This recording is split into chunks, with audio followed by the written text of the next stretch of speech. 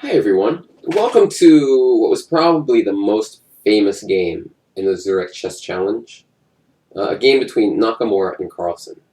Now Hikaru Nakamura has just had really bad results against Carlsen, and it looked like he's finally turning it around. I believe his previous record was like 7 losses and 7 draws to Carlsen, or maybe like 7 losses and more draws than 7. But I know he's lost 7 games in classical chess without a win. But here, look at that black king. It's under attack. And my question to you is, what should white do here? So this was kind of an interesting position because, I mean, everyone at home was like shocked because they had their engines running and it was like, white's winning, white's winning, white's winning, white's winning. However, I can understand how Nakamura messed this up. It's not so obvious if you don't have the computer running next to you. When the computer's running, it's just going to say +5, and that's it. The idea here is a little strange, because it feels like white should be able to win without doing anything too complicated. But the way the game went, it was like queen g4, queen b6. I'm sorry, they repeated moves for a few moves before this. So like queen g4, queen b6. And now to make progress is tough because any rook move allows queen b2 checkmate. So like rook h7 is not possible because if queen takes b2 checkmate, you just do this. So it wasn't that easy for Nakamura to just break through. He moved his queen back to h3, and he was probably in some time trouble here because move 37. Now, the correct way to win, and there's more than one way, but queen f1 simply wins the game, attacking the knight. And the point is, we've just created a really strong threat. It's not an obvious threat, but if knight to d6, rook h6 simply wins the knight. After b5, white has a really strong move here. Pause your video and try to find it. Yeah, and this is why it's tough. I'm going to show it now. Rook takes h7. Not the most normal kind of idea. And the idea is if queen takes, knight h6 check, only legal move.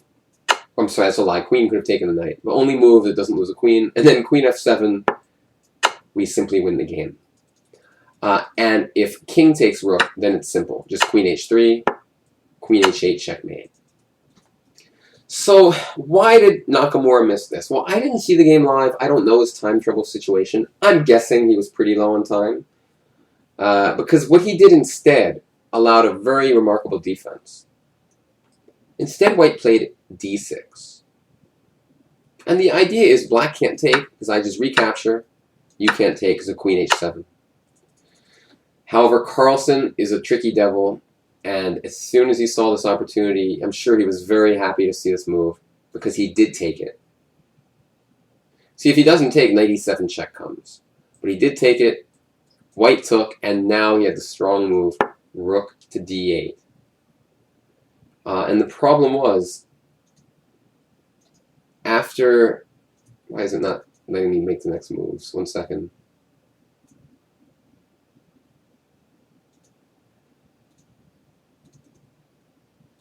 Sorry, just having trouble with the software here. Here we go. Rook to d8. No, it's still not letting me make any moves. What is wrong? Okay, I'm just going to recopy the game. Oh no, I found it. Sorry. That's weird. After knight c4, queen takes e4, defending this, and all of a sudden things were falling apart.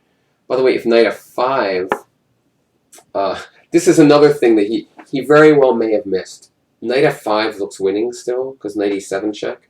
Unfortunately, it leads to forced mate. Rook d1. If king a2, queen e6, the queen is no longer covering the square. And queen b6 now.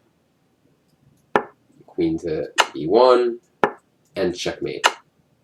So basically, if knight f5, black has a really annoying checkmate on the white king after rook to d1. So he played knight c4 instead. And after queen e4, all of a sudden, white's king's wide open. Black's king is actually blocked by white's own pawn. Black has 3 pawns for the piece. And the black pawns are just... This didn't happen, did it? No. He went rook d3. Basically, the idea is now b5. When the knight moves, we take the a-pawn. And white's position just fell apart very fast. He's trading down to a simplified endgame. And look, he's up 5 pawns for the piece. So, total disaster from Nakamura. He missed a clear win with queen f1. And probably he had multiple wins. But basically, the key idea was this sacrifice. Rook takes h7. This would have just ended the game if he found this idea. It's a shame for Hikaru. I mean, Carlsen really does seem to have his number, and I'm going to be honest, like Hikaru says that I don't believe he's a serious threat to Carlsen. I just think the difference in skill that I see in their games, I mean, it's just too big. Like, he loses, he just loses. He's 100 points weaker, probably, FIDE. Maybe not, maybe more like 75, but I mean, he's got a lot to do to make that up.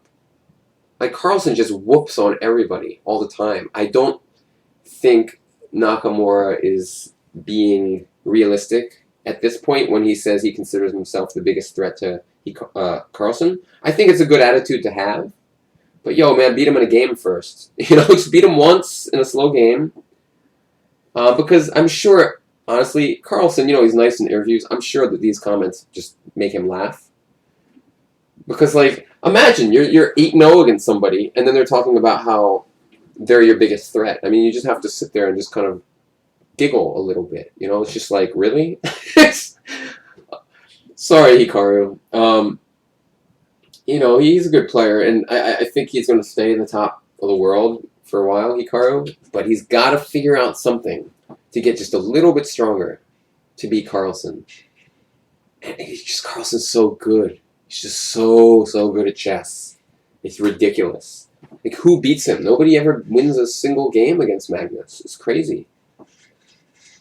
So, that's all. I'm just referring to an interview that Hikaru gave.